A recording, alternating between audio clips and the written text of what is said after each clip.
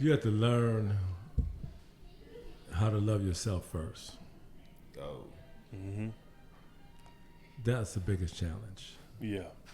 Because once you can love yourself, you can love your wife and everything around it, your wife, her family, your family. But you got to love yourself first. That's very, very, very important. Because you can't, if you don't love yourself first, there's nothing you can put out that's going to be lovely towards your spouse. You know, you got to have confidence in yourself. You got to believe in yourself. You got to like yourself. You got to like yourself and look in the mirror. Because everybody don't look in the mirror, they don't like what they see. Mm-hmm. Yeah, I've been there. I love you, Daddy.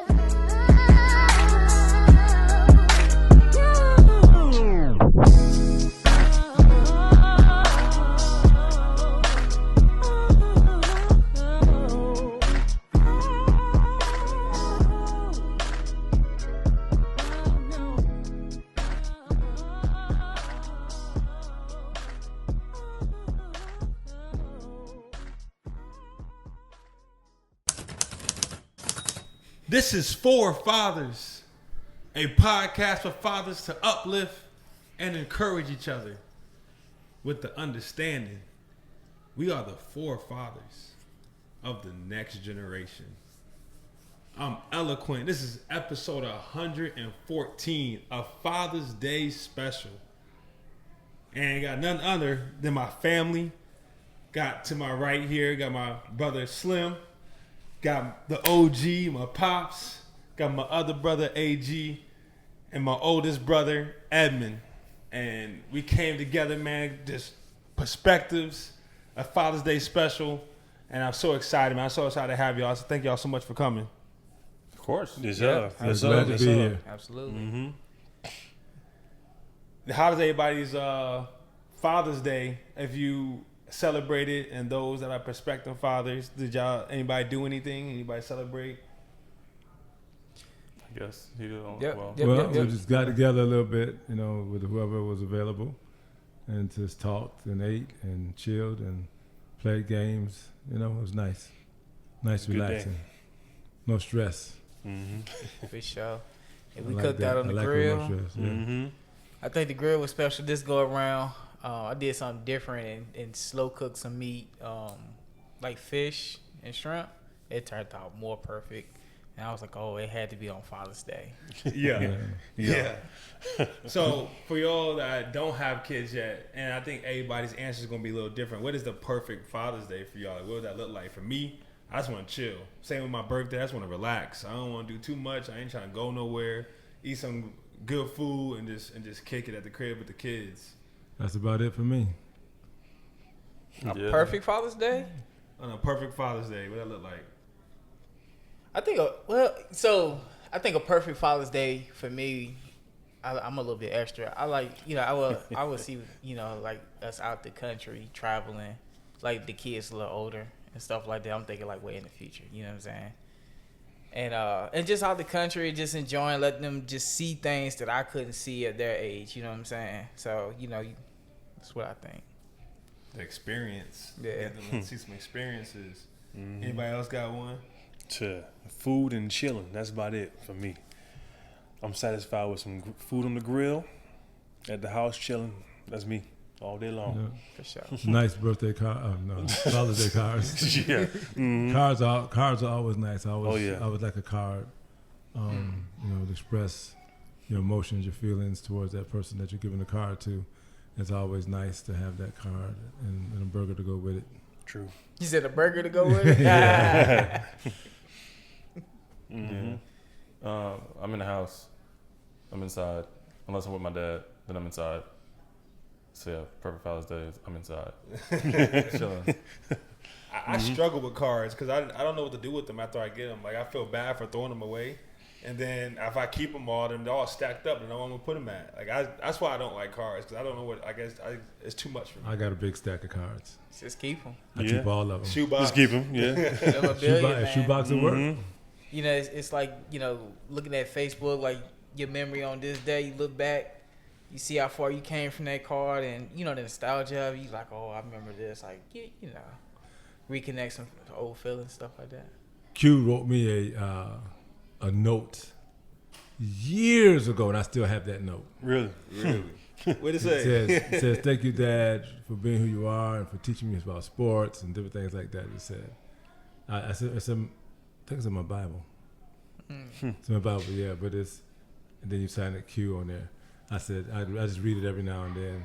So those are memorable moments there. You want to keep that, you know.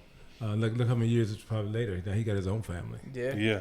You know, This is before the family? Just way before the Oh, family. wow. You maybe 12 or 13 or something, you know, in that neighborhood. I can't remember a year on it.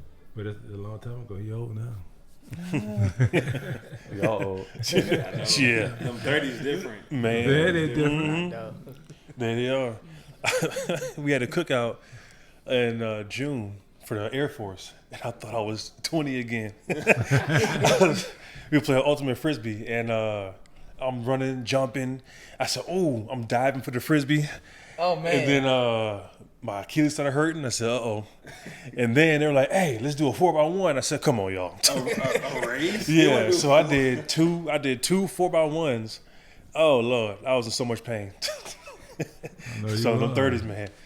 And next day I said, man, why my collarbone hurt? I said, oh, that's why. It was hurt for like 2 weeks. You just got to stretch, man. Drink water and stretch. Yeah. I just go out there and play. I forget about stretching. I just say, oh yeah, let's just run. I'll loosen up in a little bit. It helps to exercise before that, though. Yeah. Not the first time in years, right? I know. Right. And I definitely understand that, the memorabilia. I think that's why pictures are so important. Right, exactly.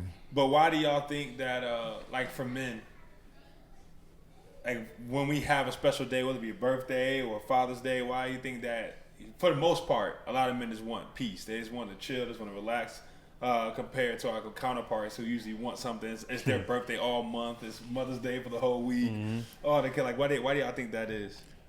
I think it's from, we go out and work. All y'all outside all day, working, bringing in, like, providing for the family. And it's like, I heard it one day, like, you outside, we fighting with these people out here, dealing with the bosses, dealing with customers, dealing with whatever we go dealing with. We get home and it's like, man, I just want to rest. That's all it is. So we get a day, it's like, all right, I just want to rest. Just one day where I can just not think about nothing, not have to worry about what's going to happen today, that kind of thing. I think that's why a lot of guys on Father's Day just want to chill. Because 365 or 364, be out there working, hustling, doing everything we can to provide for the family. That one day, hey, just give me one day where I can just relax. One day, man. Just one day, yeah. I think that's one of the reasons why. Yeah, I definitely agree with him. I was just about to say the same thing, man. Yeah, ain't nothing else to go along with that. Yeah. What about y'all? Yeah, I agree with that. To relax that one day. I think I can take more than one day because my job is not like that. My job is not like stressful. I do deal with some issues, and I had some issues this past week actually. But I have like 2 days in the office and 3 days home. Then I have my weekends. So, but we got to do some work around the house though. It's always something to do. I got a project I'm trying to work on now.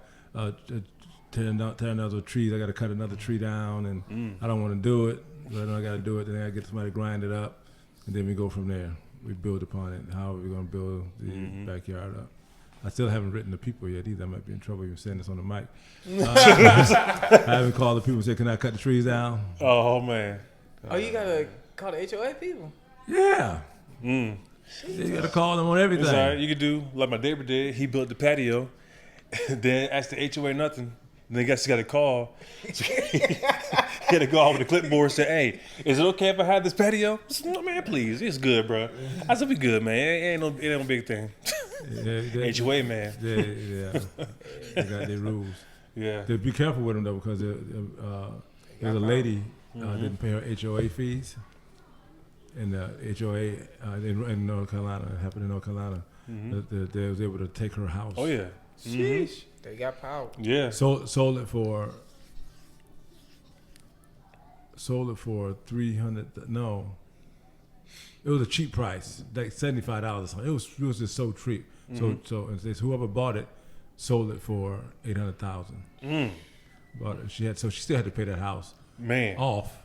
Even though Really? they took the house. Yeah. She still had to pay it off, and then they sold it to the other person, and then the person sold it and they probably was in cahoots, Probably. with that thing, and he probably broke them off some change. Oh yeah. And he sold it for like $800,000.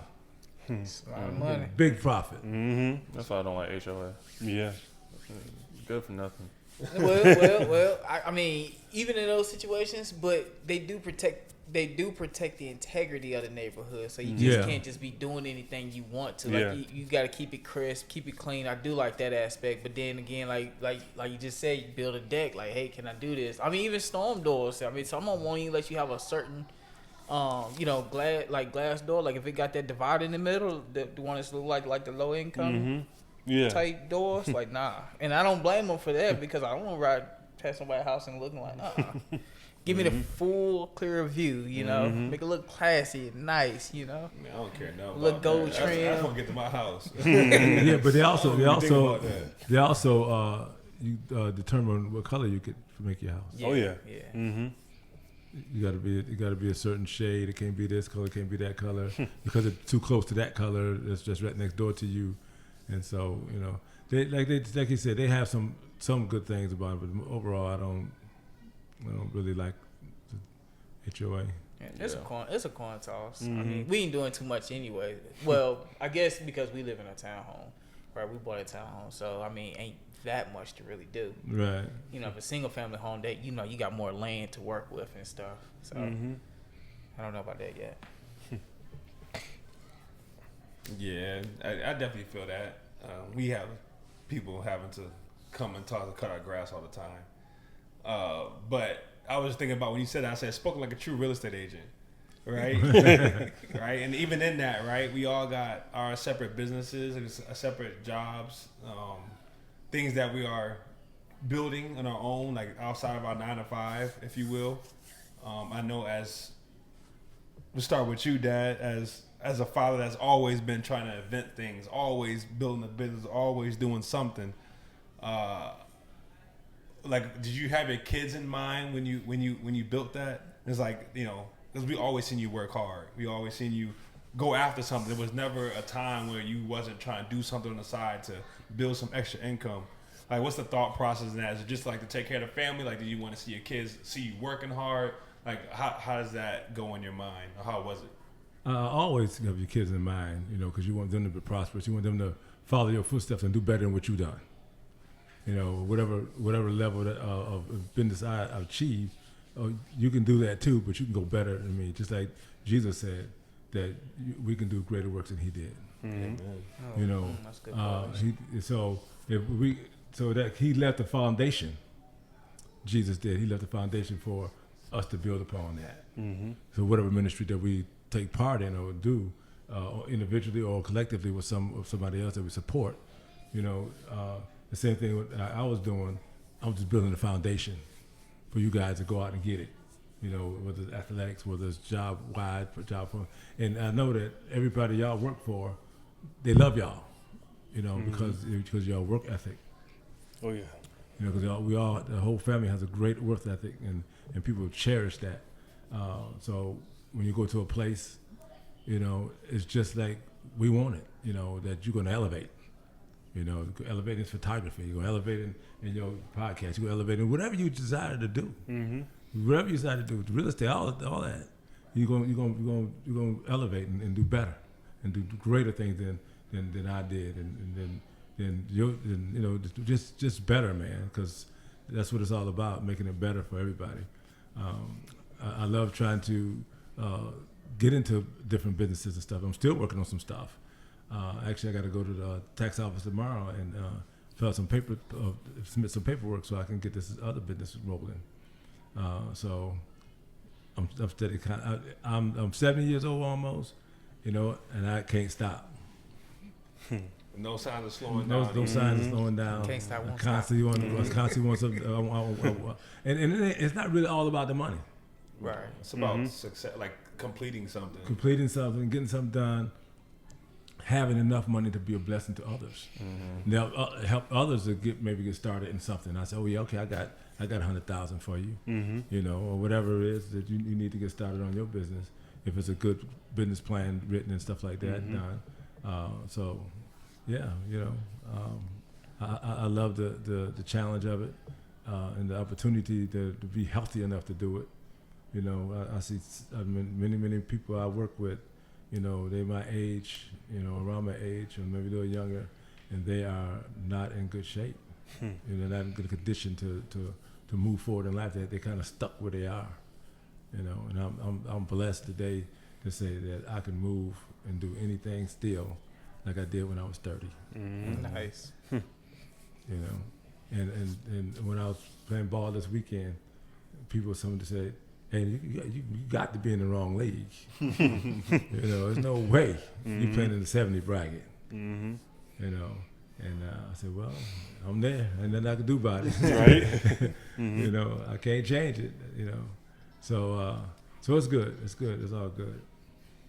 That's awesome. So, Slim and AG, what do you hope when the kids come? What do you hope that your kids gather from you starting your own business and you working hard? I know, AG, you work with your hands, but you segue into a real estate and all that kind of stuff. And Slim, you a photography, and they're gonna see you out there. I'm sure you gonna have them with you, you know, hold your bags, all that kind of stuff. What do you hope that your kids get from that? Yeah, well, they got to be decent age for holding my bags, because that's expensive. I ain't just about have anybody with me holding bags. Because one thing, look, that insurance, even though you got insurance, it's still that deductible is crazy. But I think one of the main things and I was thinking about this on the way here too, is just quality of life. Knowing that if you do decide to start your own business or whatever you do, it can provide a nice quality of life. And I just want my kids to know that, look, you ain't got to be, you know, millionaire, Bill Gates, whatever, but you ain't about to stay in the house 24/7. You got to do something. Whether it be you playing an instrument, doing, you know, shows on the street corner or whatever. Just don't be in the house, because nothing happens in the house. You can't make money in the house. You can't, you know, be a blessing to people in the house. So just do something. And I think from what I do, like anytime I go shoot a wedding or shoot an engagement session, I've never gotten a bad review. Everybody says the same thing. You're so fun to work with. You're so professional. You're so personable. You're so good with direction and everything like that. So just me talking to people and being a blessing to people, they say, oh, I can do the same thing. With whatever avenue they choose, that they can just be a blessing without having to give monetarily. You don't got to give, like, being a blessing isn't always about giving money. Being a blessing can sometimes just be stopping and saying hey to somebody, having a conversation with them, and just planting a seed. In church today, the pastor said that it typically takes people 7 to 10 times to hear the gospel in order for them to say yes. So even if it's they're that 8th conversation, or even if they're a 5th conversation and they're, you know, starting to get that, and just whatever it is they do, I just want them to see me do it first, because I plan on leading by example, and then them knowing that they can do the same thing, follow my footsteps, and not just do exact same thing, but be better than me. Oh yeah. Yeah, for sure that. Well, first of all, you know, everything that I've done, even to this point, you know, even without a family, like, you know, children, has always been for somebody else anyway. You know, when I went to Job Corps, I was thinking about, you know, getting out of Danville and, you know what I'm saying, and doing something better. But I had, you know, my mama, she was buying a house at the time. And I was like, oh, great, you know, I can help her fix a house if something happens to the house. You know what I'm saying? And so with that, I went to Job Corps, you know, getting the maintenance.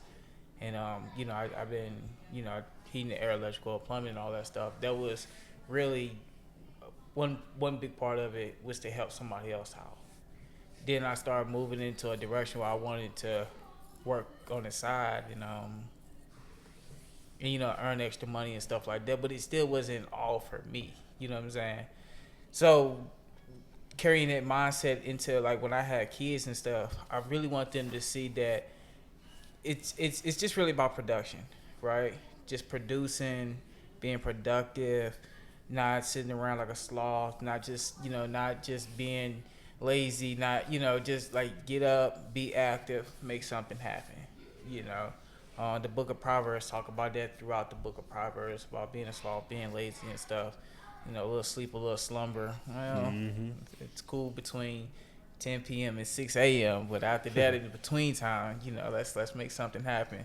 At least be thinking of something. Let's move towards the goal, even if it's little by little. So Always moving that needle. Always moving the needle. So I just hope they get a good strong work ethic out of me, because I have one strong work ethic.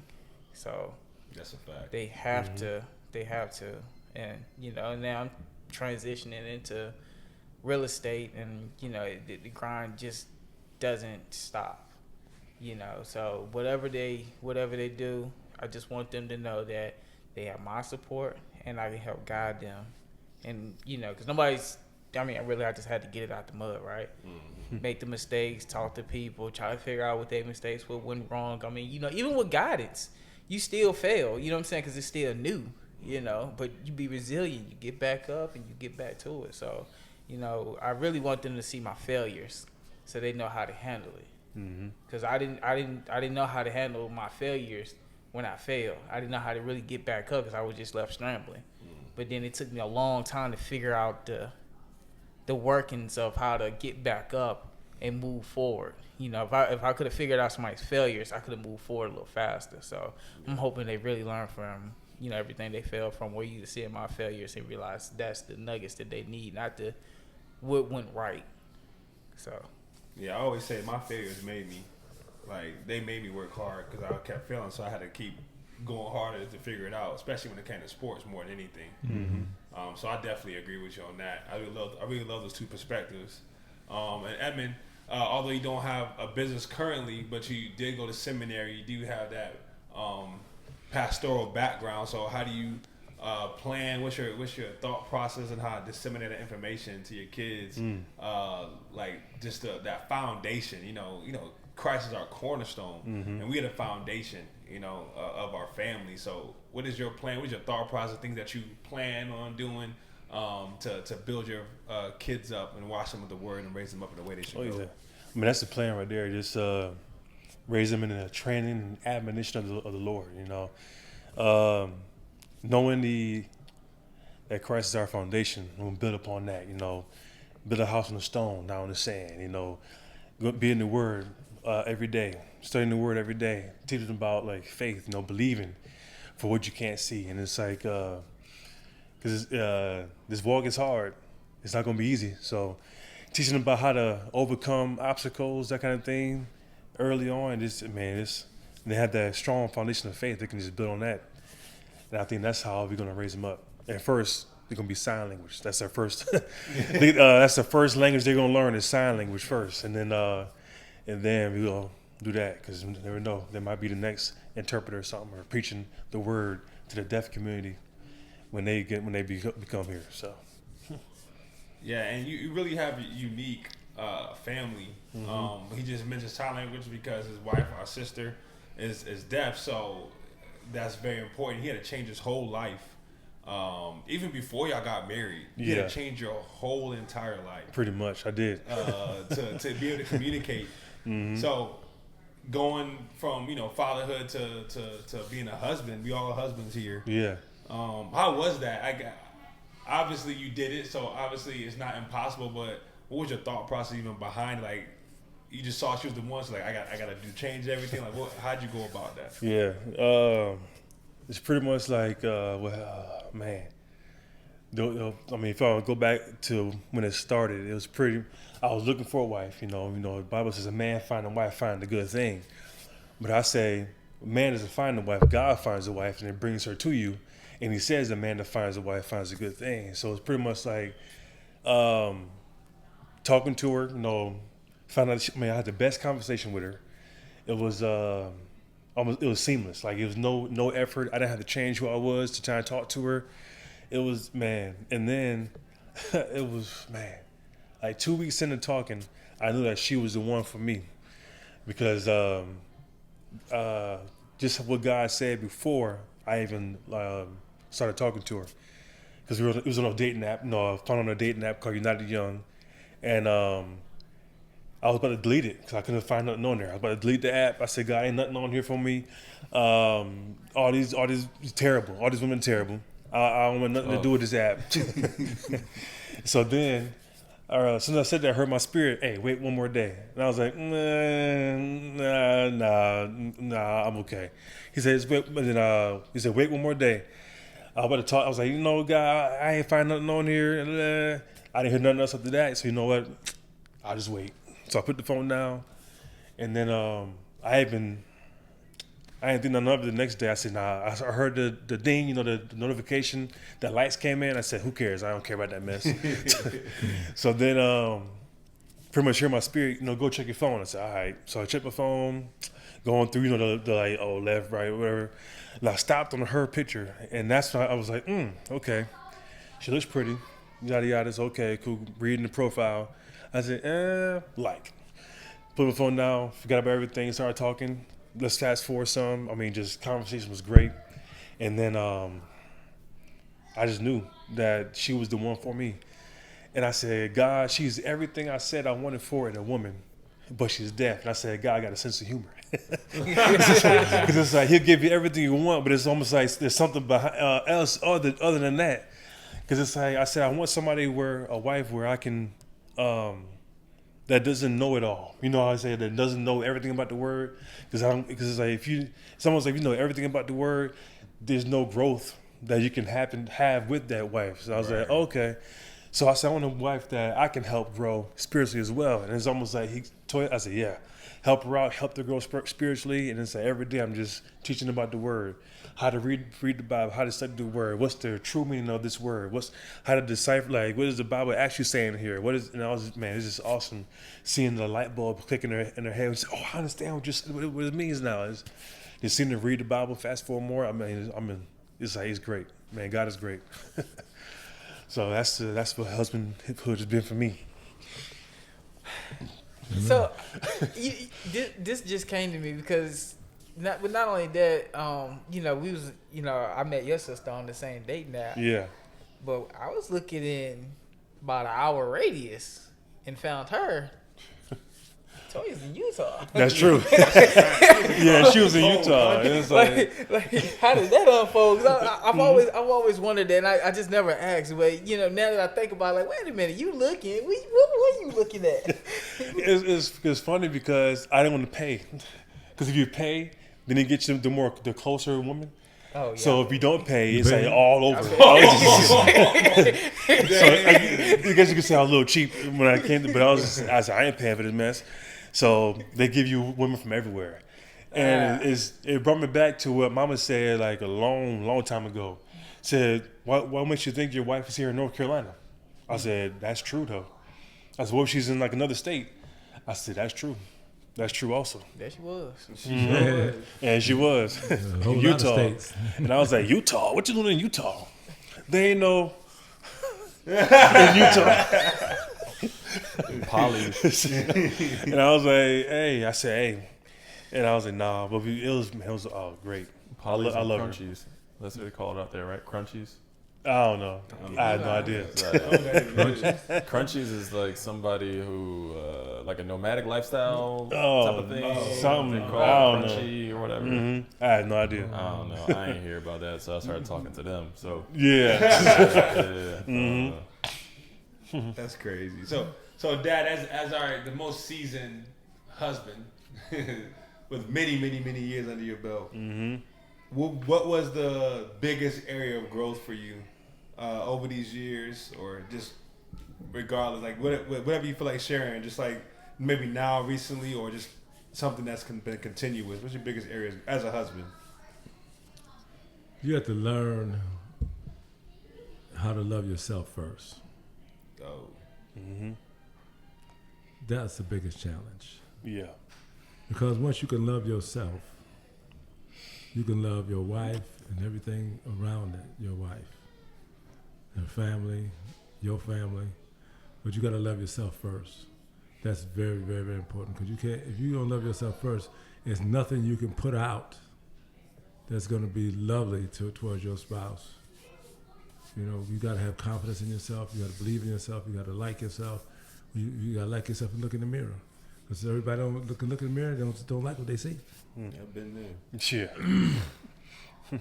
So you have to overcome that barrier. That's one of the biggest barriers that come. Because the life I came from of abuse and not having two parents. Well, I had two parents, but it was split they split when I was 8. They got divorced when I was 11.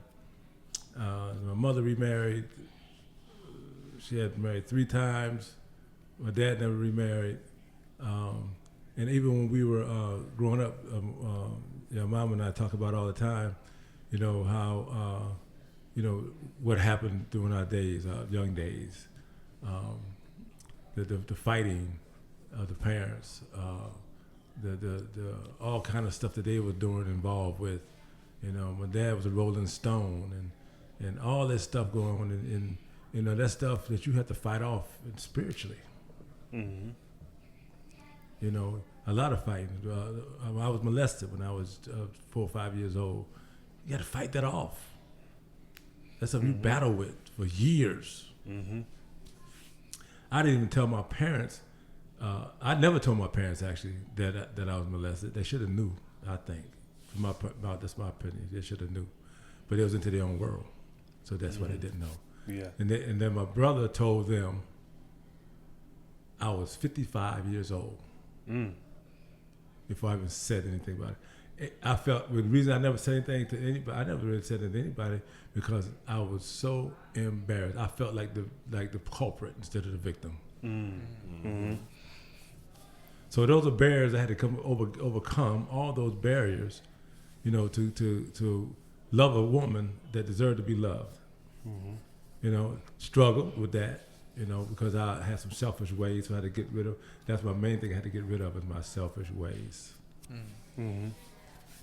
Selfishness will kill your relationship when it's all about you. We have to, and I implore you guys as young married folk, always put your wife first. Always. Oh yeah. Serve her, and you'll get great returns. Great returns. Serve her. So those are some of the things that, that I fought with. And I still had to catch myself being selfish. I had to catch myself of not communicating properly and making sure my words that I speak, she understands what I'm saying and what I'm coming from, and so it won't be a debate. Mm-hmm. Be open. To let your heart be open to your wife, and make sure that you give her all she needs to let her talk, because the women want to talk to you. Mm-hmm. They leave that space, confront her, and say, "Baby, what's up? You need to talk about anything? What do you need to talk about? What is going on? How you feeling about work? How you feeling about our relationship? How you feel? How you feeling? What we doing?" And your mother told me one day, she said, "I'm not happy. Our marriage is not going good." I said, "What? What are you talking about?" And I began to watch some videos and things like that nature, and a lot of guys were saying the same thing, and the wives were saying the same thing. I don't like our marriage. Something ain't going right with our marriage. And then all the husbands said, "What are you talking about?" Yeah. I don't know. Because they looking at it in a different perspective. We're looking at it, we're providers. Mm-hmm. We bring ducats home. Ducats is money. Whoever don't know what ducats is. That's an old saying. Mm-hmm. I don't know if anybody know about that old saying, ducats. Mm-hmm. I know because you say it. Yeah. That's an old saying. Mm-hmm. I still say it. You still say it? Okay. Bring the ducats home and you say, "Hey, baby, I die for you. Don't you know that?" Mm-hmm. You know what your mama said to me?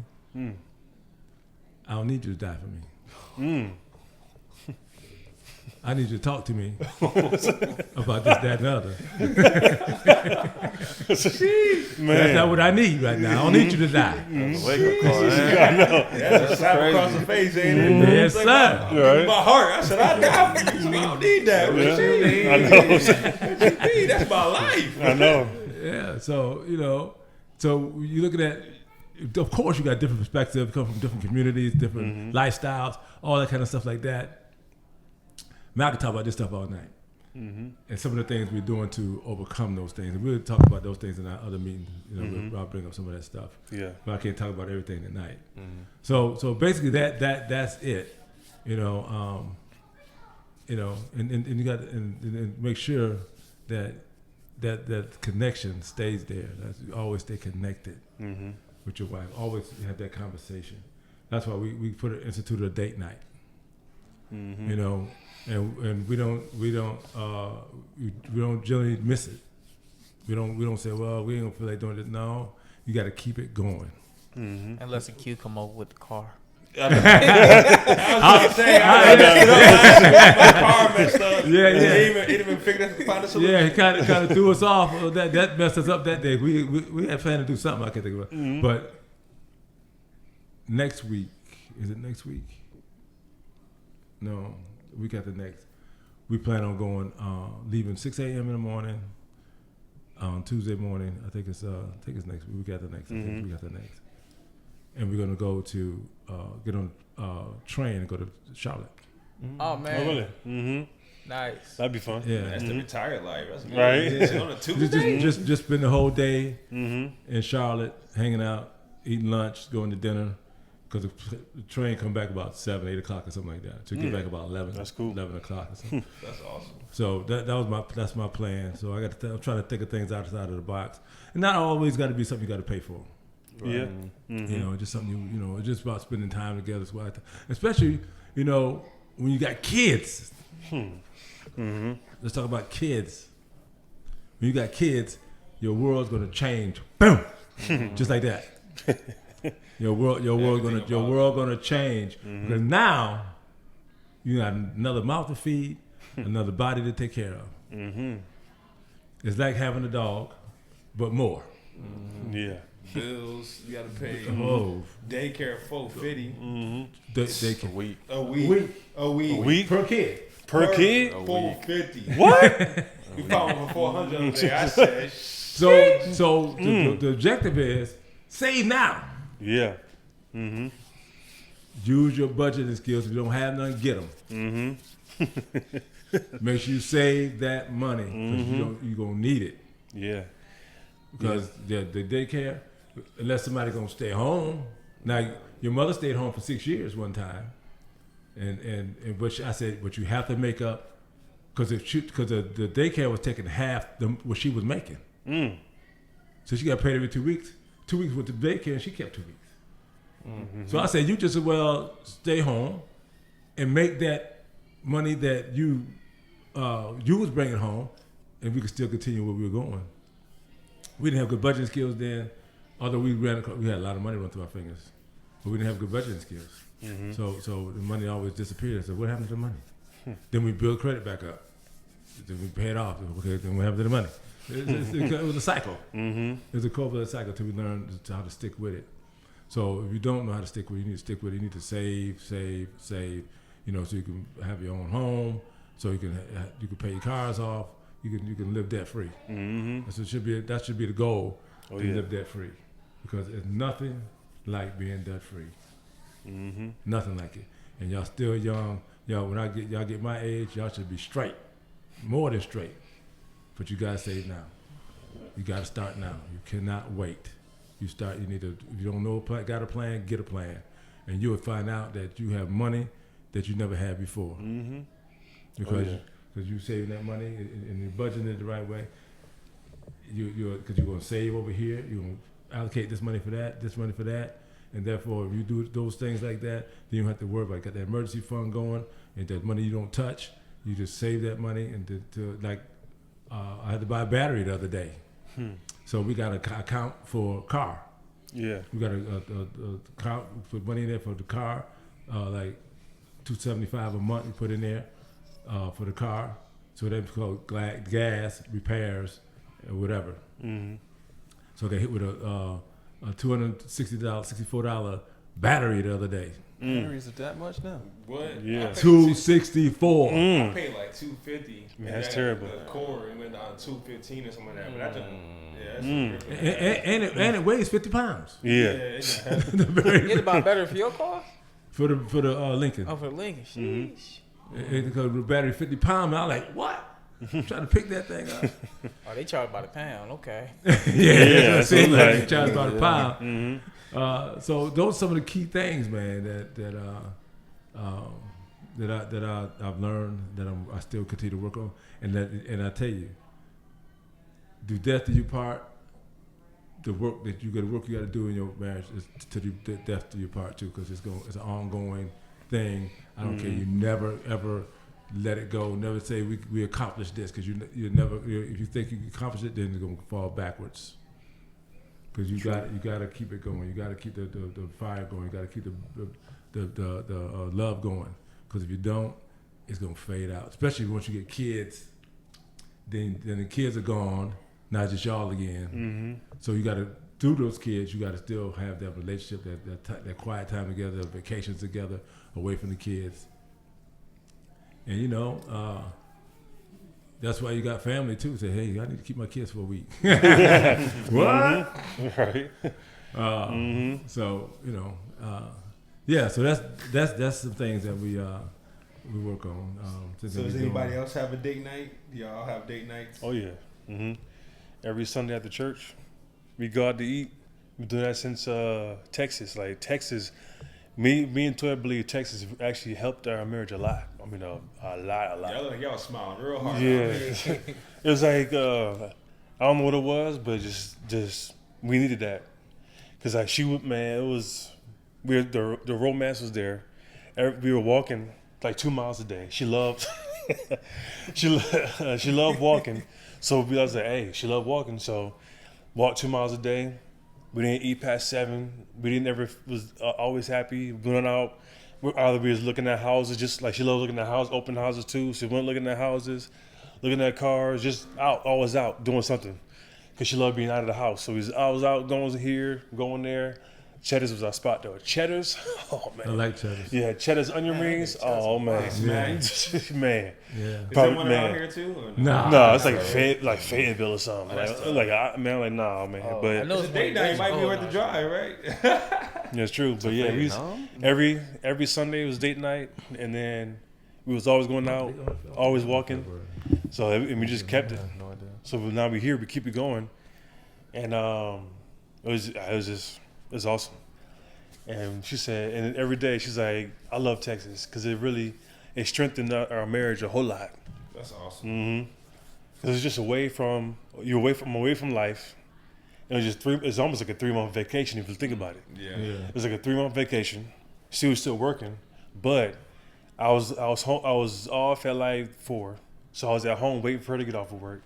We go get dinner, watch a movie, then all right, let's go walk 2 miles. And that was, that's her joy, walking, talking, and just spending time with me. So those 3 every day, we did it constantly every day, all day, every day. It was just like how we just grew together. We started reading, then we was like reading the Bible together every day too. On lunch, I would come back to the room, read a chapter, and then she'd be like, all right, what'd you get from what you read? I said, I'll be signed to her, tell her, oh, play, this is what it said. She said, cool. Well, when I was reading, then she's like, all right, when I was reading this is what I got from parents. Okay, cool. Every day, that's what we were doing. And it was just how when you that's I think was putting God first. It's like when you did that, we put God first, and He strengthened our marriage. Because it's not something we did. It was Him that strengthened our marriage in that time, away from life, away from distractions, away from everything. And that's how we grew. One other thing I meant to mention is that your husband can't make the wife happy, and the wife can't make the husband happy. That's not possible. Only the Lord Jesus Christ can make you happy. Oh yeah. But we have to learn how to get along and love each other, But I can't make her happy. I just can't. I don't have the ability. Only our Lord Jesus Christ got the ability. So that's another thought I just forgot to mention. Because it's important to know that And it's this book we're reading talks about barriers. And when we have next meeting, I'm gonna have some information on that and talk about that a little bit because it's a deep book. It's good. It's real good. Barriers, and it's some things that you want to implement in your marriage, and your wife will need to implement in marriage. Need to implement them together. You know, for our children as well as for our wife. Oh yeah. You know, it's important. You gotta have barriers. Yeah, that's very true. That's something I'm working on building myself, just in my life, is barriers and having those up. So I definitely agree, and Raven's helping me do that and showing me some things that could be done better. So barriers are definitely important, especially for your household. Yes. I definitely agree with that. And so even I was also wanted to ask AG and Slim, what ways have you learned to serve your wife? Something maybe that you may say, I never would do that before you got married, you end up doing it. Or it's something that she needs, and that you maybe was outside your comfort zone, and that you end up doing it because you know you love your wife. So is there any specific way that you had to learn to serve your wife? Yeah. I think the main thing is she's a words person. So out of love languages, her thing is words of affirmation. I'm a doer. So I'll show you I love you by doing things. And so it was like early on, I was doing this, and that. And she was like, I'm feeling such and such. And I was like, what are we talking about? Like, I just did like 19 different things. And she's like, but you haven't said, you know, like, you haven't said I love you, or you haven't said like I look good, or you haven't said this and that.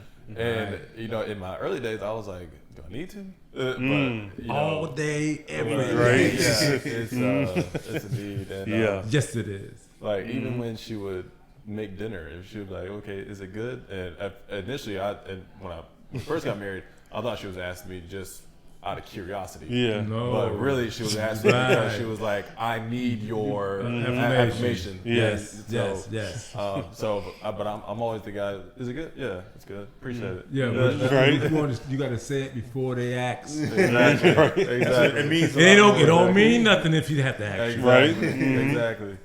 So that's definitely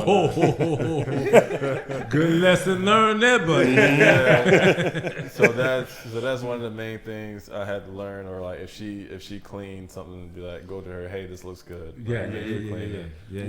Just making sure you know. Right track. You on the right track. You on the right track. Yeah, and then there's like some other little things here and there, nothing of significance. Just like, you know, she's from Virginia, small town Virginia. I'm from, you know, big city. So she did things kind of different growing up. For instance, she likes couch time. I'm really not a couch potato. Like, I'm doing stuff. I'm on the computer looking at videos. How can I get better at this? How can I do this? She's the type of person where let's go sit down on the couch, let's go watch TV, whatever. So I had to make it a point. I said, okay, well, for dinner, make it a point. We're going to sit on this couch. We're going to eat dinner together. We're going to watch a show. And so if we do nothing else that day, that is going to be a time for. Oh yeah. I'm consciously doing what she wants to do that day, and just be in that moment. Do y'all eat dinner without the TV being on? You should.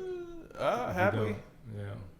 I say you should. You should think about it. Put it that way. Okay. I'm not gonna say what you should do. You should think about it. Yeah, I don't think we have. Usually it's dinner and a show. Sometimes it's a show. Like sometimes we'll put something on just to have something on in the background, but we won't really be watching it. But yeah, I don't think we. Well, unless we go out. Then you know. But here, I You think have a certain day y'all do that, or is this that we go out, or do you sit on this couch every day? Every day. Every day. Okay. Yeah, Monday through Sunday.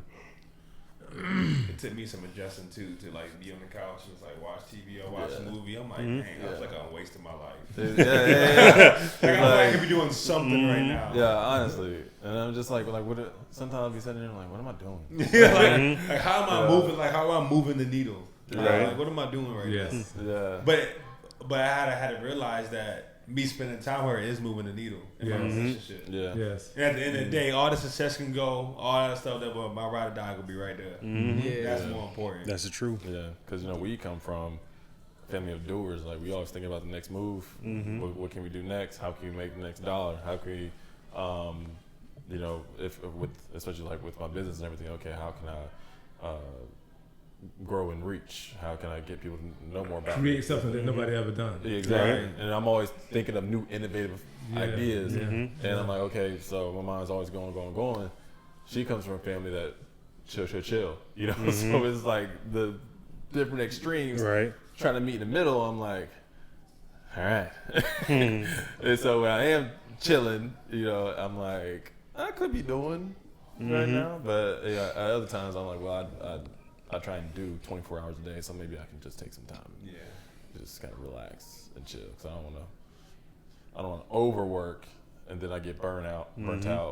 So like healthy medium. She helps me keep a healthy medium, so that's good. Yeah, good. Yeah, I know for me, I try to adjust to some of the ways. She likes to talk. I like to talk to a point. Yeah.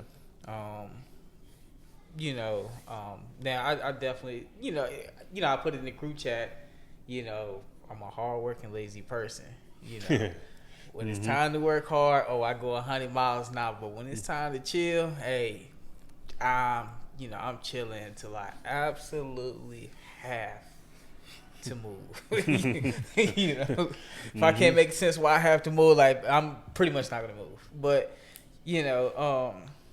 but we set some boundaries in place, like the chores and stuff.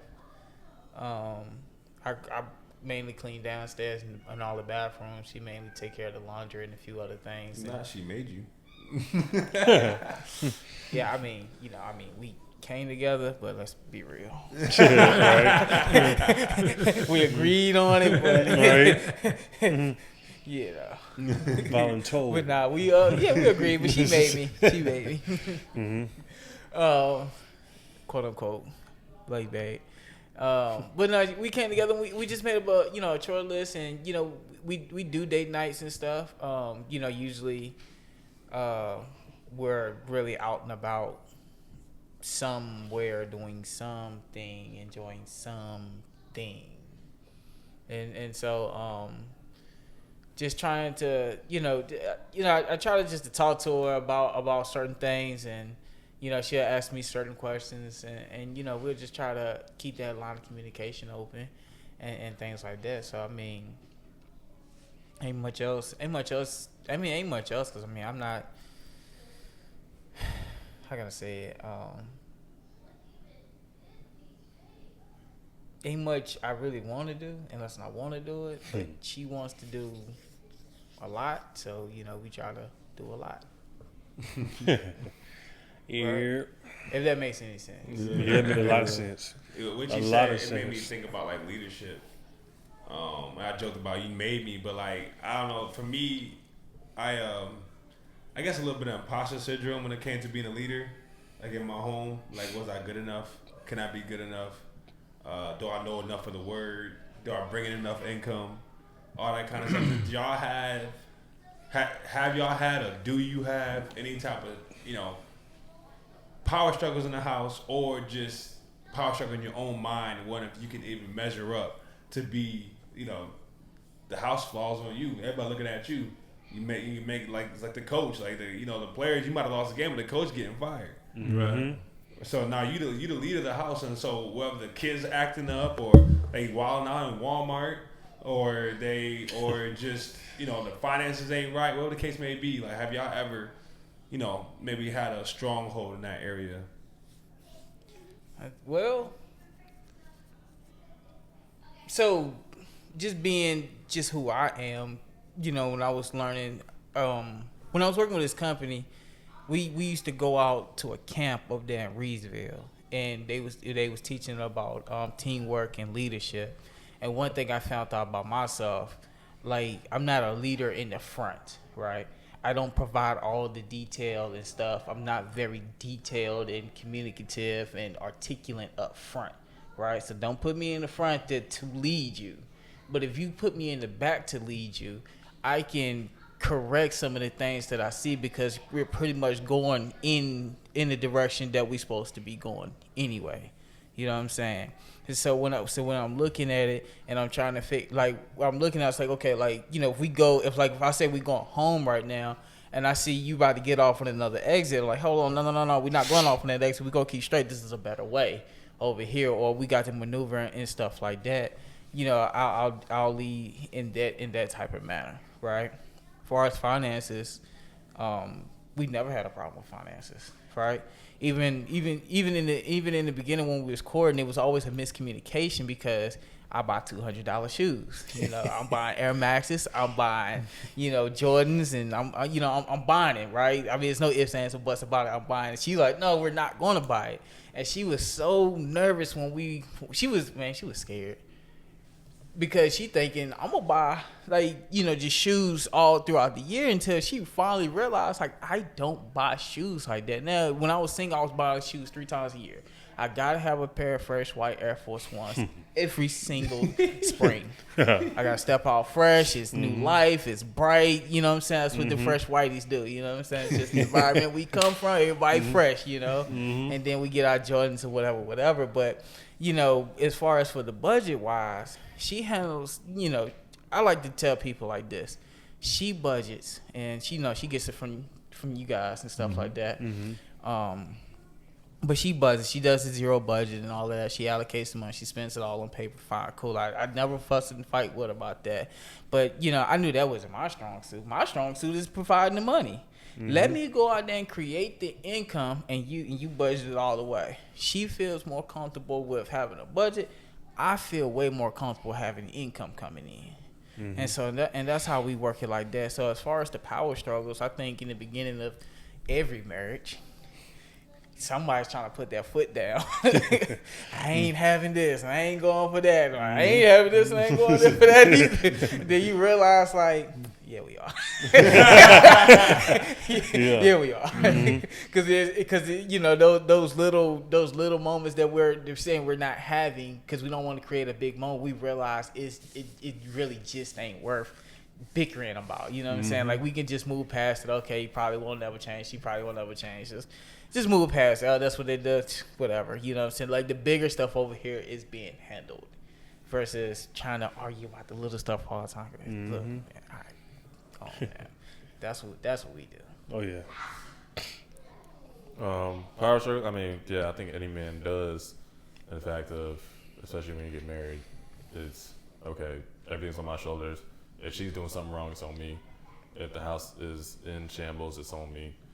And you know, coming from a full-time corporate job where I was making decent money, and then you know things kind of crumbling at the job, and us praying, and then I feel the Lord told me it was time to leave, and I was like, well, you know, I'll just stick it out as long as I can. And then they called me into a meeting, and they was like, we're gonna put you on a PIP, and I was like, okay, yeah, it's definitely time to go.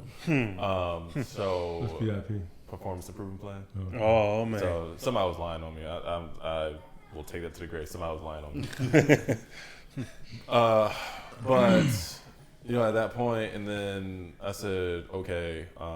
But you know, I think we've all done this too. We'll be praying about something and say, okay, Lord, can you tell me if this is something I should do? Right. And then you can say, like, tell me audibly, give me a sign, have somebody else tell me, you know, whatever. Just make a plan. I was praying. I said, make it so obvious that it's impossible for me to doubt that it's coming from you. And then, you know, I get my first sign, and I'm like, well, let's give me another one. Right? Give me one more. Right. Hey, what's my man name that did that with the dry spot and the dead spot? Yeah. Gideon. Okay, Gideon. So yeah, I was like, just give me one more, and you know, he was faithful to give me one more. And I was like, okay, third time's a charm. Always. And then When we're faithless, he's faithful. he was faithful to give me a third one, and I said, okay, I got you. And so, you know, I quit my job. Then it's all my income is coming from photography, and it hasn't matched the corporate stuff yet. And so now I'm like, okay, I'm not bringing in as much, so I'm not the quote unquote breadwinner. right now. So that makes me feel, I guess, like your man has threatened a little bit. Yeah. Oh yeah. And so it's just like,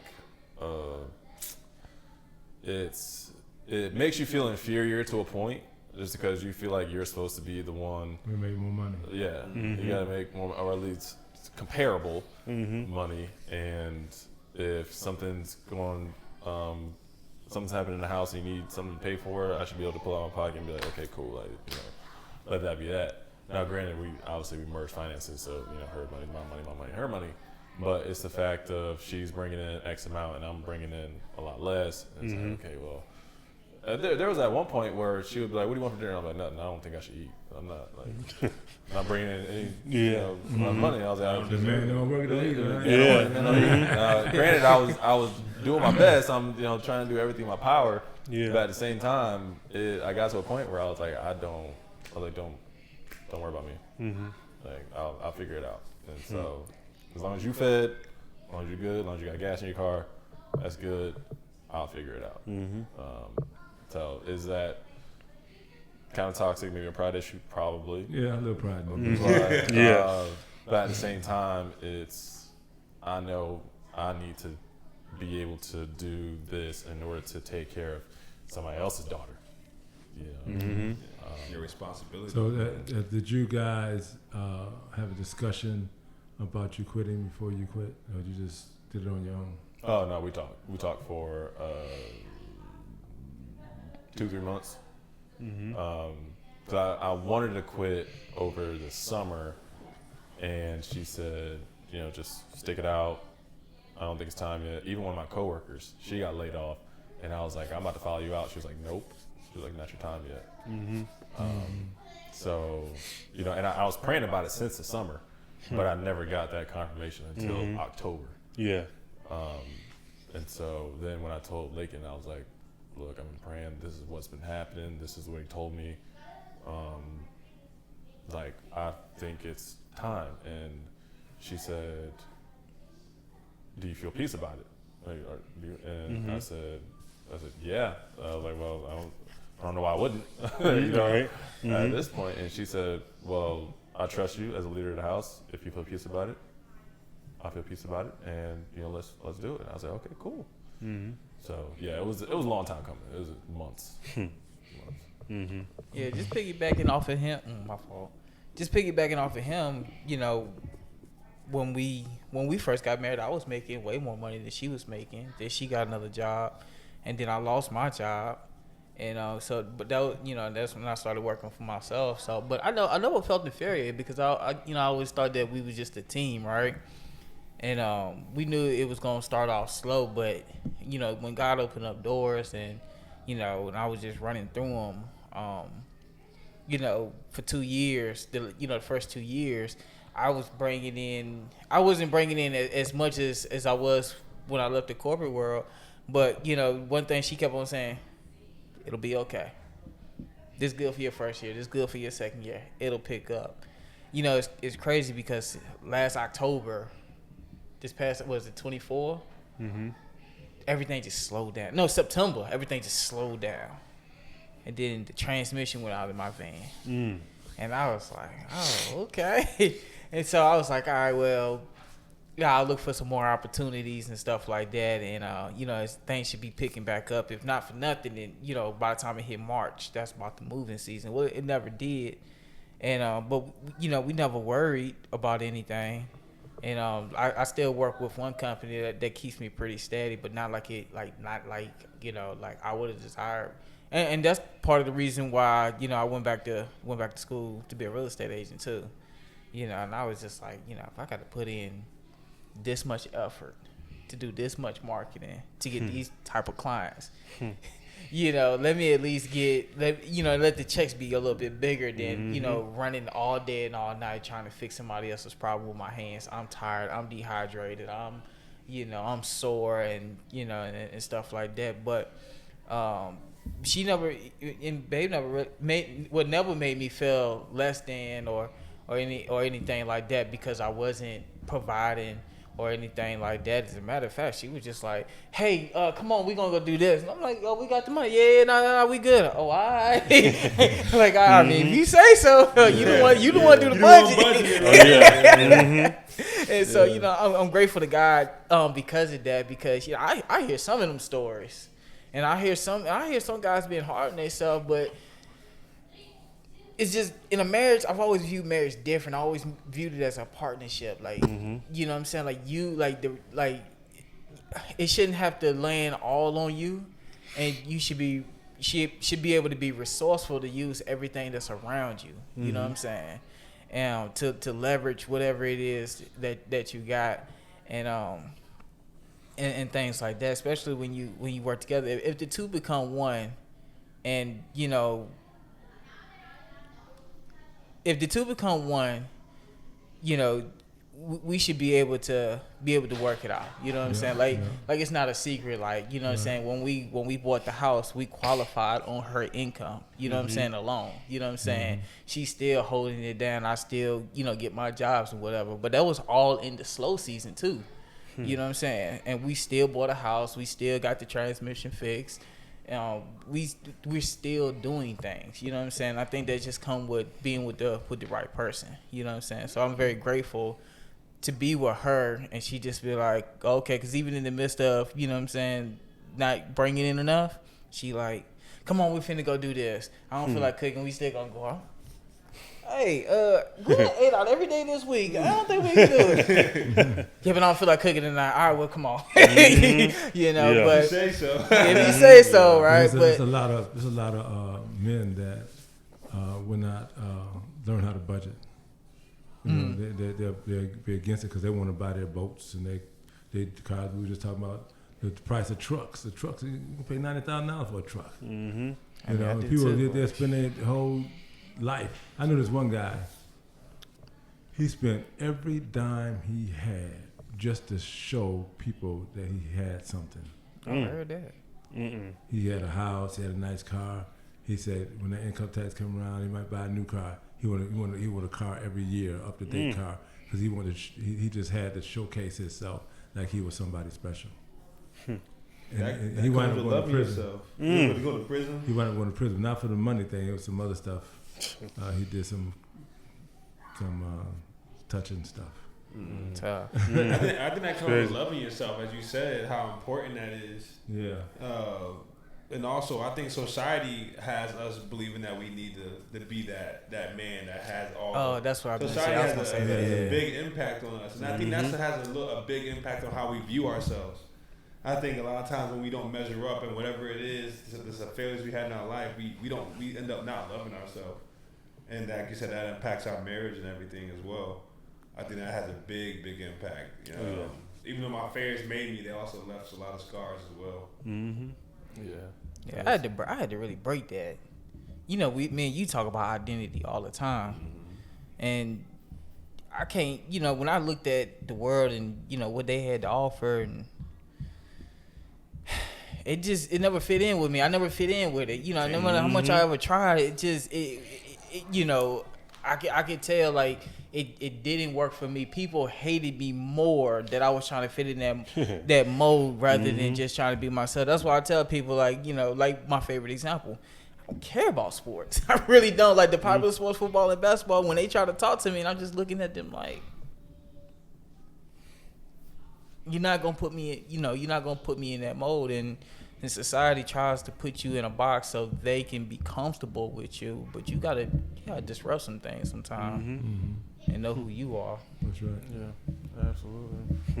Yeah, our identity is Christ. Exactly. And once we really get that gospel, the true gospel, and really understand, you know, with the propitiation of our sins, how he stands in that, how he stands in the most holy of holies, how we can come boldly to the throne. Like when we really understand that we are supposed to be image bearers, but it's him doing the work in us. You know, we're just working with him in tandem to get it done. It's like, man, you really understand how much you can be loved. Sometimes I think a lot of people's problem with the gospel is that they don't feel like God can love them. They've done too much. They've been too bad. Like, and I can't say I haven't felt that way, but I feel like I had to get cleaned up before I got there. But he's the one that cleans us up. Oh yeah. That's like the rich young ruler. What can I do to get eternal life? You can't do nothing. Mm-mm. That's why, that's why he said, well, you keep your commandments. Then he said, I kept all them. Like, bro, I know you lied at one point in your life. Stop lying. Right. So he said, so are you well. But to keep it on what culture and what normally when we deal with loss, especially as a parent, it's like the woman that's always speaking, or we only think about the woman. And I got this permission, so I wanted to talk about that. As you've experienced loss as a parent. And I want to get it from the man's perspective because I think the reason for this podcast, the reason for the men's groups, we don't talk enough as men. We don't chop it up enough and talk about real stuff other than sports, other than the girls and all that stuff. Let's talk about something that's real, that was really meaningful. So I just wanted you to just share as much as you're willing to share, and just to give your heartfelt perspective, so people will see the other side and not and how it affects the man. As well. It was like if you don't know, my family does, but we had 3 miscarriages. One the first year of marriage, the second one was the second year of marriage. Then we recently had a third one, which was I think last year, last December. And it's I remember we were at the excitement, to see like, she's pregnant, because we were sitting there, we were wondering, I said, did she miss a period? Well, we were just chilling. And I said, she's pregnant. And then the excitement of that, and then to see, like, oh man, what happened? Did she have a miscarriage? And it's probably one of the hardest things you can go through, because you're sitting there and your wife is just bawling, and I'm like, man, how do I help you here? And it's like, so my first thought was, all right, let me get Toya through this. My mind was, I got to stay strong for her, because I didn't even think about myself. I said, I got to help Toya get through this. So like the first time I was like, hey, what God says, there's nothing impossible through God. And it's like, then my first thought was, all right, what does the Bible say about, miscarriages or baby loss? And I said, let's read on, was it Ruth, Elizabeth? She was barren and had a baby. So now I'm trying to build her up spiritually and build her up to the point where it's like, hey, yes, a bad thing happened, but we have to get through this. And it's because I was so focused on trying to get her through it, I forgot about myself. And I remember I was driving to church, and it just hit me. Boom! I lost my baby.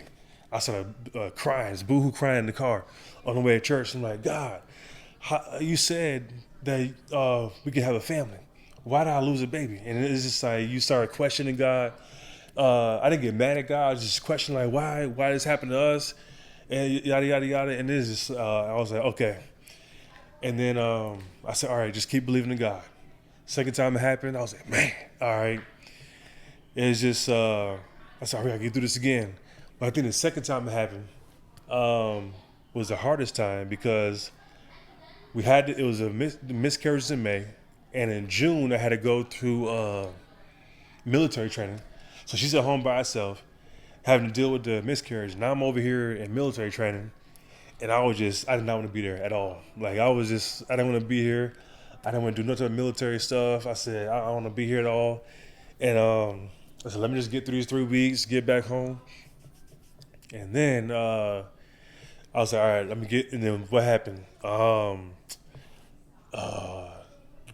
Some of my buddies, they're going through some hard stuff there. I was like, oh man, I got to help them with this, because my job in the military was like helping other people. So I'm like, man, helping my wife, helping these guys get through themselves, helping my wife get through herself. I'm like, man, how?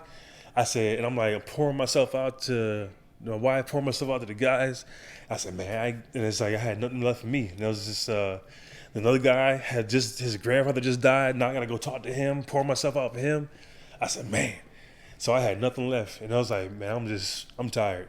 And it even got to a point where I was scared to try to have a baby again, because I said I did not want to go through this pain of losing the baby. And I said I did not want to see Toya boohoo crying again. So I got to the point where I said, no, I'm not going to try again. I said, nope, I ain't going to try to have a baby again because I don't want to experience the pain or see her boo crying. So I was like, all right. Then I said, okay, where does fear come from? You know, God says give us a sound mind, not a fear. And I said, to read the fruits of the spirits, love, joy, peace, patience, kindness, goodness, self-control, and then we forget long suffering. I'm like, man, that's a fruit of the spirit too, long suffering. I'm like, goodness gracious. I said, all right. So it's just to the point where I was giving so much of myself to Toy to get her through it that I even think to take care of myself. So I was hurting, and I was hurting so bad, but I was like, hey, as long as Toy is good, I'm good. And then I think the third one, that's what hit the hardest because the baby was 12 weeks. And it was 12 weeks. We saw the picture of the baby, saw the heart beating and everything, and then baby just died. I was like, man. So we named the first baby because the movie, what was it? Heaven is for Real, I think it was, when the kid went to heaven and he saw the kid and said, oh, what's your name? The kid said, oh, I don't have a name. I was like, oh, man. So I said, hey, Toya, let's name our kids. So they may not be here like in the natural world, but they're here spiritually. They're already in heaven. So we named our first kid, I don't know if it's a boy or girl. If it's a boy, it was Emmanuel, which means God with us. Emmanuel, Shane, which means God is good.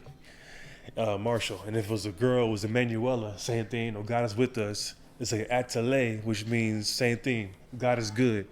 And Marshall. So I have that's the first baby. Second baby was either XJ, if it was a boy, or I think it was like Maria, something for a girl. And the third one, we found out the sex of the baby, so it was a girl, so we named her Sophia. So our third baby is Sophia. And then some days I just be sitting in the bed and say, God, I don't know if you could do this, but can you just give my kids a hug for them and tell them I love them? It's like, I said, tell them I can't wait to see them. I said, it's like, I know we're separate now, but in heaven, we're going to be together forever. So it's like, even with like then getting together with other people, you know, smile on your face, you know, going through, but in the back of your head, like, man, I'm hurting. It's like, I'm hurting bad because it's like, I want to have a family. And then in the back of your mind, you hear my wife says, she's like, I don't think I'm good enough because I haven't given you a child yet. I said, I said, no, we ain't allowed that in this house. Right. No. I said, having a child doesn't define how good you are. I said, I married you, you're my wife. I said, if we have a kid, if we don't have a kid, it doesn't matter to me. You're still the best woman that ever come into my life. Right. And it's just having to fight the attack of the enemy on your wife, fight the attack of the enemy on yourself. Just like, oh, I can't have a kid, this yada yada. I can't. Will I ever have a kid? Yeah, just back and forth. To hearing your wife say, "I'm not good enough." So, no. That's when you say, put your foot down and say, "Devil, get out of my house right now. Don't touch my family." And then it got to the point where it's like, nah, I ain't even gonna try. And it's funny how we say, we didn't even try for a baby. We got a baby, but we try for a baby. We can't have one. And it's just like. But what was good about the third one, I say it's the hardest one, but it's also the best one because before it happened, at least 2 months before it happened, I kept hearing in my spirit, hey, do a study on joy.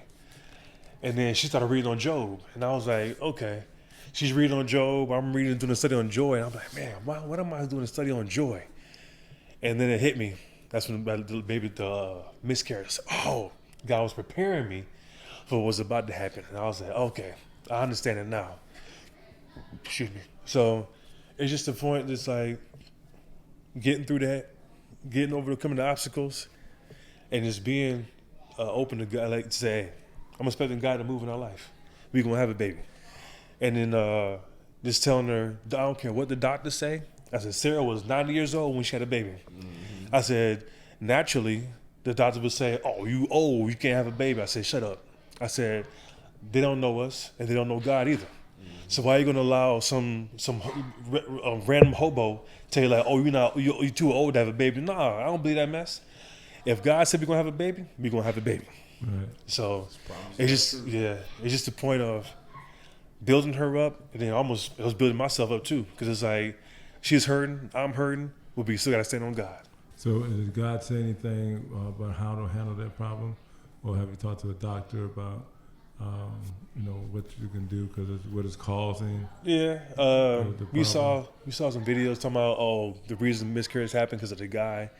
He's not doing whatever it is. I said I don't believe that. And then she saw some other videos like we're not eating enough greens, or we're not eating enough fruit, we're not walking.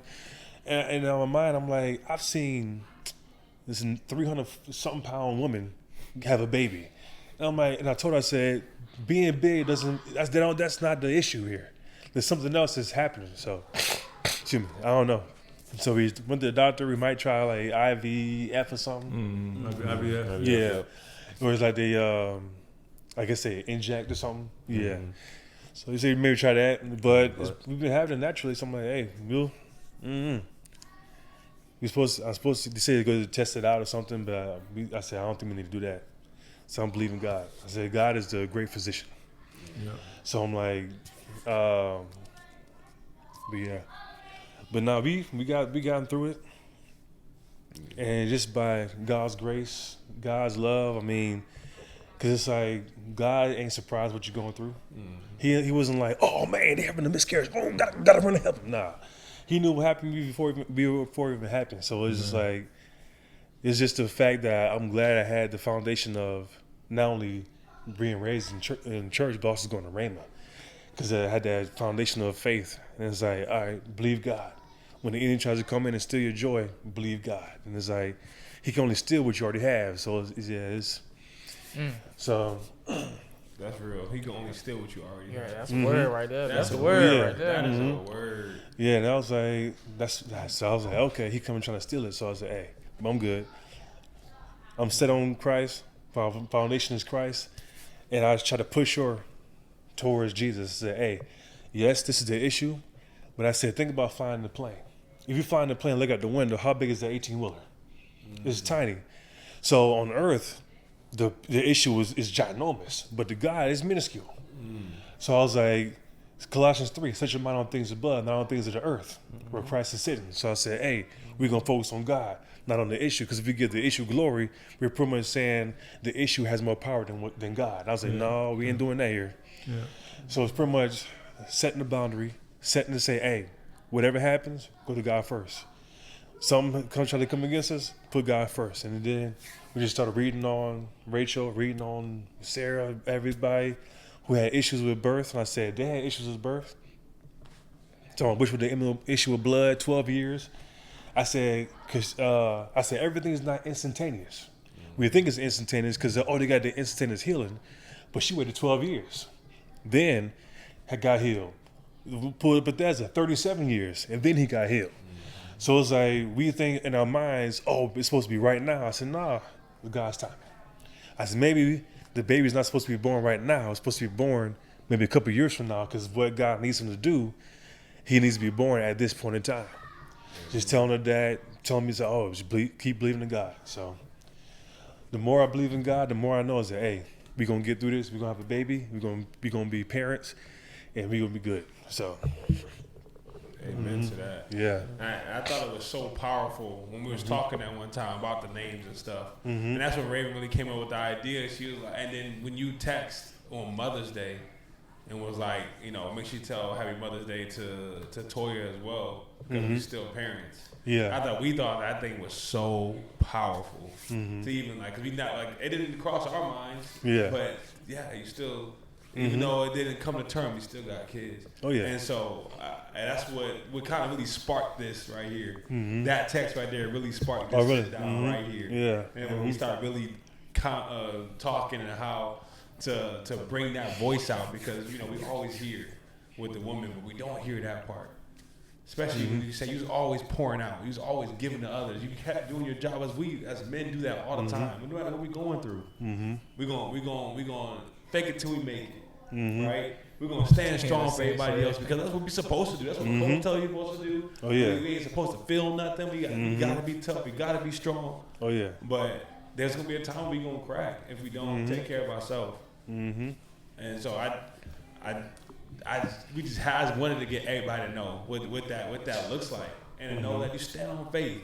Right? They say nowadays these kids, they stand on business. Right. We stand on Christ. Right. Christ is that cornerstone. He's the chief cornerstone. He is our foundation. Like he said, stand on that solid rock. Oh yeah. And I think we as men, as we continue to do that, to stand on that solid rock, knowing that it's His will. It's His will be done, and not ours. And we continue to stay persistent in prayer, right? Ask, you shall receive. Seek, you find. Knock, and the door will be open. Knock and persistent prayer. Right? And so I think as we continue to do that as men, continue to have these conversations, continue to do our meetings that Dad is leading us through, that we will continue to be the leaders and the men that He's called us to. For anybody that hasn't had kids yet, do you want to leave us off with something that you want to say directly to your kid or to a man? Something that's to get us to go away with. So they say something to your kids? Yeah, something just like, because this is like I always say this when I have a guest. This is for the archives. Like y'all know the reason I started this podcast. Well, I don't know. I'm sure everybody knows the reason I started a podcast and the struggles I had. So if I create this podcast and they see it down the line, they upstairs, but one day they're gonna come back and listen to these videos, and they're gonna know that I love them regardless of what nobody else says. So this is for the archives. One or two of y'all can say something, don't really matter, but to say something that when your kids come back and look, it's like, oh man, you know, my dad was thinking about me. Yeah. Yeah. You know, just going through life. Just going through life, you know, I didn't meet my daddy until I was like going on 17. And, you know, just going through life, I realized one thing when I looked at other people's kids. If you don't teach your kids inside the home, the streets or outside the home will teach your kids. It will make them into their image. And so, and I think that's just the message. You have to teach your kids. You have to be first present, men. You have to be, you know, regardless of how you feel about the woman, if y'all not together, whatever the case is, if he is with the woman, regardless. I hope y'all together. Teach your kids. Teach your kids in the image that you would like them to be. Because otherwise, if somebody else get a hold to them, they're going to teach your kids and shape them in the image you may not like. And that's, I've stood on that for years. Oh yeah. What did I say to my child? There's this song that came out a few years ago, and I listened to it, and I listened to it on repeat. And every time I listen to it, I think about my future child. And I actually requested that Lakin and her dad dance to it at our wedding, because I just thought it was a powerful song. It's called Masterpiece. And this guy's singing to his daughter, saying that she's a masterpiece, and that people are going to tell you you're too short, too dark, too tall, you're not enough. It's going to go on and on, but you know, none of that is going to matter because you're a masterpiece. And that like when you're lost, let me be your guide. Like come to me, let me help you. And it's just a song just filled with love. So with my child, whether it's a daughter or son, hopefully a son. A whole lot of girls in this family. So whether it's about to have one. Yeah, too. I'm gonna have a girl too. So, I mean, whether it's a boy or a girl, I just want my child to know that. I mean, I'm going to do everything possible to give them the best quality of life, and just to keep reminding them that, like, you were made in the image of God, and that a lot of people are going to try and get you to conform to their ways. People are going to grow up in these broken households. Like when I was younger and I seen people, they were able to do whatever they want, whenever they wanted, and I was like, why can't I do whatever I want? Like, like they having fun. And then when you look back on it, they cracked out, they doing this, doing that, and and it's like, okay, well, I'm glad I wasn't doing anything and everything. And so just let them know that, like, you can trust me. I am not saying no to you because I want you to suffer. I'm not saying no to you because I don't want you to have fun or because I want you to miss out. And when I say no, it's for your best interest, and it's because I've either been there, I know somebody has been there, or I've seen something. Yeah, and I don't want you to go down that path. And and I say quality of life a lot because this is a big reason why I don't want to have kids now, because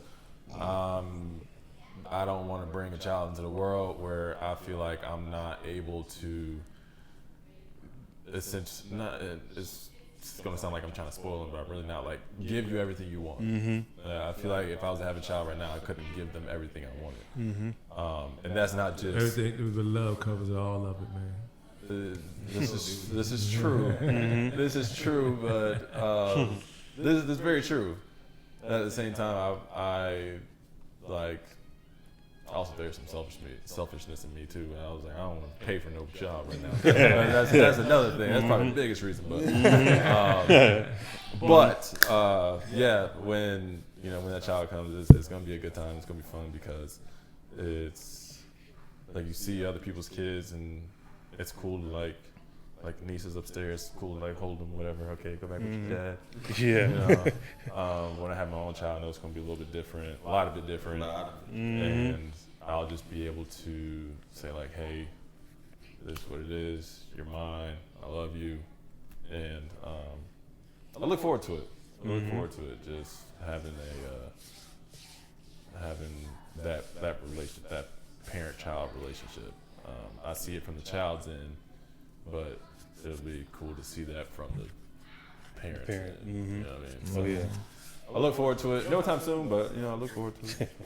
Okay. Yeah, I would just say, like I've been waiting for y'all to come. Just pretty much, I love y'all. I've been praying for y'all, and I'm gonna keep praying for y'all. And it's just, I'm gonna tell them about, you got siblings up in heaven, and we're all gonna be together at the end of time. But pretty much, it's like, man, just tell them I love them. It's like, man, you're a miracle, because it's like, I didn't know how hard it was to have a baby until we went through the process of trying to have a baby. And it's, I said, the next baby we have, we're gonna name him or her a miracle, because you're a miracle child. And yeah, so as in my mind, I'm thinking like, man, if we have two, we got 5 kids, 2 here, 3 in heaven. So hey, that's 5. Starting 5. Yeah, and it's just that I'm gonna be there for you. As Toya would say, I don't talk much, but I do talk when the time comes, and I say what I need to say, and then that's about it. And that's it. Really, just I love y'all. Can't wait to see y'all. We're gonna have a lot of fun. We're gonna be traveling a lot. So yeah. That's awesome. All right, OG. All right, Pops. Take us out. We all here because of you, right? Whether it be through marriage or through blood, right? I was kind of forced. He had duct tape and rope, just so y'all know. Just take us out with that last nugget. Anything that may have been on your heart, something that you just heard, or something you want to share from your own experiences, something that people will chew on, and even us as we get older. Like I said, this is for the archive that we can look back on the time we chopped it up and sat down. Go ahead, give us some. I'll just recap really on the things that we talked about today, about loving your wife, about having children, about finances, about self-esteem. Those things, those 4 things that we talked about. Remember those things today that we discussed them, and use those as tools for your marriage and for your rearing of your children. Not being selfish. Have a selfish attitude towards towards everything, really, and be there for your families. future kids. Mm-hmm. You know, because they my kids. Yeah. You know, Mm-hmm. and Mama and I pray all the time for our grandkids, their children, our children, and their children, and their children. Mm-hmm. We pray for them all the time Mm-hmm. because we know they're coming. The children is coming, and so we lifting them up now. Mm-hmm. We're not waiting till they get here. Yeah. We lifting them up now. Mm-hmm. And so if we just remember these things that we talked about today, those are nuggets enough, you know, to carry us through to the next level, to the next meeting, to whatever, through life. Because life is good if we do the right things, if we make the right choices. Life is good. Mm-hmm. It's gonna always be good. Oh yeah. Especially knowing the Lord Jesus Christ as our Lord and Savior. That's very good. Mm-hmm. You know, and so we're gonna continue to walk in that way, not walk in religious things, but in the power of the Word of God, walking according to the Word of God, period, Mm-hmm. and being that light unto the world that cannot be hid. Mm-hmm. The light unto the world that cannot be hid. Because why? Because our light is like us standing on the mountaintop. Mm-hmm. As we stand on the mountaintop, our light shines and glows that all the world can see. Everybody we come in contact can see Oh yeah. that we are men of God. Because what Jesus said, excuse me, you know my disciples by the love they have one to another. Mm-hmm. You know that we're in that family because we're joined, you know, because it's the Mm-hmm. love we have one to another. Oh yeah. And let us spread that out. You know, no matter what how ugly people get, we got to remember one thing. Mm-hmm. It's all about love. Oh yeah. Mm-hmm. It's all about love. Amen to that. Hey, this is episode 114, the Father's Day special. Hope everybody stays blessed.